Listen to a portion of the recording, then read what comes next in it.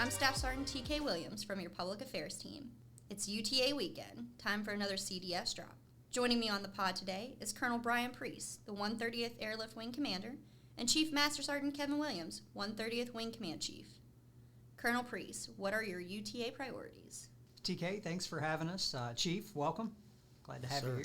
Good to be back. I just want to touch on a few things, and then I'll turn it over to Chief Williams. I want to start with the UEI. If you're a member of the wing, you have an email from me that shows you the draft report from the Air Mobility Command Inspection Team. You'll see that we received an effective overall and an effective in the 4 major graded areas. Then if you go down into the subgraded areas, we had several highly effectives. I want to provide a little context to that grade. So Air Mobility Command has had a really high standard for UEIs in the last couple years. Multiple wings have failed. Even more have received grades of marginal, at least in some areas. So for us to have effective or highly effective in every graded area is just a testament to the great work across the wing from our people. And I want to say that you should be proud of what you did and always be grateful for that. So if you look at the last couple years, we've had a lot going on. We converted from an H to a J model wing. We did a readiness exercise down in Gulfport, and then we spent probably most of the last year preparing for this UEI. So what's next? The first thing I'll say is we need to stay ready. You know, most of us are in deployable positions. We have peer adversaries out there that we never know when we'll be called upon to serve against those or to protect our nation. So we have to stay ready. And what does that mean? It means being physically ready or medically ready, emotionally ready, financially ready, and then trained at your job. So whatever your job is, your AFSC, you want to be good at it. You want to get the training requirements complete. And if you do those things, if every individual does that, collectively we'll be ready to go. Looking at facility changes, we have a lot going expected over the next few years, and I just want to give everyone a rundown of what's going to happen. Step 1. Starting really this drill, the hangar 107, which is between operations and comm, it's been remodeled. The AMC inspectors used it this past drill, but now aerial port will be moving into there. They'll spend the next few weeks moving in, and once they're settled in, AGE, or aerospace ground equipment, will move from hangar 121 into the former aerial port site. Eventually that hangar 121, which is the one between operations and the ramp, it'll be demolished. Surf, Starbase, and obviously AGE, already mentioned, they'll all have new homes. That facility will be demolished. We'll expand our ramp a little bit, which is the final step for being fully operational capable as a J model wing. It is a 15-foot longer aircraft, so we need a little bit bigger ramp to be compliant, and that'll help us achieve that. We will build into part of that spot with a new operations facility. We have an aging operations facility. We need to have a SCIF, or sensitive compartmented information facility, and we need access to the ramp. So you'll see operations built where that hangar currently stands. And then the operations building that we have now will be demolished. And I think for everybody who works at the top of the hill, they'll be happy to hear we'll have a little more parking up there, because parking's always been an issue going back for the last 30 years or more. So a lot of good changes happening on the top of the hill. Those take time. They take a lot of money, a lot of work, a lot of planning and design. I expect 4 to 5 years for those to work all the way through. Change. If you've been in the military or the 130th for at least 5 years, and certainly more than, I'd say, 15 years, you're going to see a lot of change in the way things are done. We'll start with A-staff. You know, it's going to become a more integral part of our structure. You'll see that implemented over the coming months and year. And then the groups, medical group, I don't see a lot of change coming, but the other 3, mission support, operations, maintenance, the structure, looks like the Air Force is planning to change how they're structured. So between Chief Williams and Colonel Chard and I, will certainly keep you updated on what we find out, but still more to come on that. And then the way we deploy.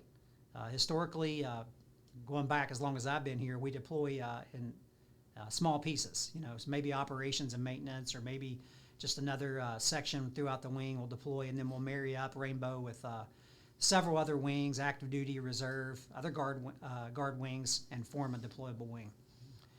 What you're going to hear now is a term called deployable combat wing.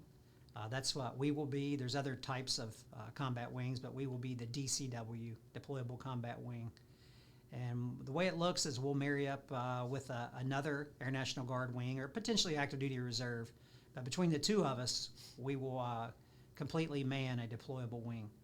That means most of our people will be on, will be activated, we'll go together, we'll serve together, which there's a lot of good in that. There's familiarity. We get to do what we do here abroad somewhere, so that's a positive. The negative is it really takes away from the wing and what we're able to do here. We have, not just a federal commitment, but we also have a commitment to our state. So it'll be hard to support that and also maintain operations here. But we do have smart folks at the Pentagon and the National Guard Bureau who are looking at that. I believe they're creating what they call an in-garrison command. So there's more to come on that, but you have to be ready to embrace change. And then last, just getting more locally focused for this drill. We have a ruck run and a breakfast for the wing that Chief Williams is going to talk about, so I'll leave that to him, but I hope you participate in one or both of those. It should be a good time. Then we have a big promotion. Senior Master Sergeant Eddie Simmons from the Aircraft Maintenance Squadron being promoted to Chief Master Sergeant. Really happy for him. Eddie's done a ton in maintenance, a lot of positions, and he's very well deserving. So before I turn it over to Chief, I'll just wrap it up. So the UEI, fantastic job by everyone. I thank you for that. We'll use that to get better. If your area received a write-up, significant or minor, just try to fix it if we can and become a better section, a better wing from it.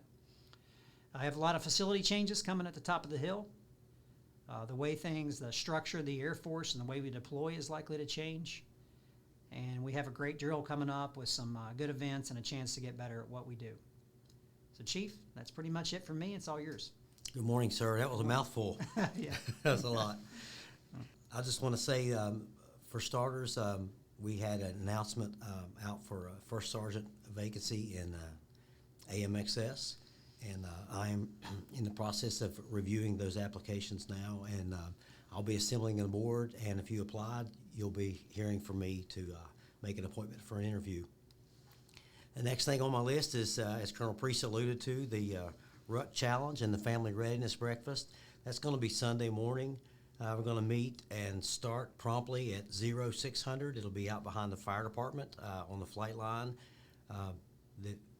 Essentially, the workout is going to consist of you'll have a ruck, bring your own ruck, your own weight. Nobody's judging you or whatever you want to do. If you don't want to wear a weight, don't.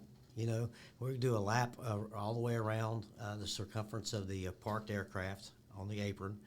Security's going to give us a pass on that, and maintenance is going to set up a couple of light carts so that we can see in the dark. And then after that lap, you'll do a series of 3 rounds of 10. So there would be 10 walk out, walk back on your hands and stand up. I'll demonstrate all these. It's kind of hard on the podcast. And then 10 air squats, or they'd be 10 weighted squats if you got a ruck on, right? And then there'll be 10 overhead presses, and then followed by another lap. And you can do as many rounds of that as you want to between 0600 and 0645. And that's when we'll wrap it all up. The Chiefs and I went out and did a little practice run, a dry run, I'll call it. And in about 30 minutes, if you jog, you could get about 3 rounds in. If you walk, you could get about 2. So, let that be a guide for you if you'd like.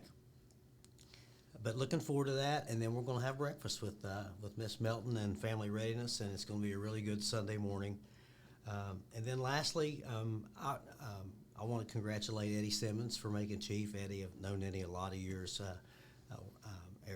fine aircraft mechanic, and he's well deserving.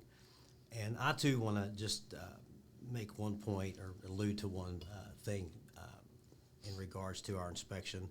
And it really stands out to me, and as I think about my career and what everything this wing's meant to me, to hear an inspector say the people in this wing have a lot of pride, but it's a different kind of pride. It's a pride where somehow humility is attached to it, and they're not, yes, they're proud of the wing, but they're really proud of their work, and they're proud of what they do. And I just bubbled over inside Colonel Preece that, this is the wing that I've been a part of my whole life, and I'm really honored and humbled to be a part of that. And I don't think anyone could have said it any better than he did that day. And so, again, I'm just really proud. This wing's phenomenal. That's all I have, sir. Thanks, Chief. Mm-hmm. Thanks, TK. And that's going to do it for this episode of The Drop. For more information about the 130th Airlift Wing, visit us on the web at 130aw.ang.af.mil. Additionally, you can find us on all major social media platforms. Lastly, you can see us in the skies, delivering freedom with courage. This is Staff Sergeant T.K. Williams reminding you to stay ready to go.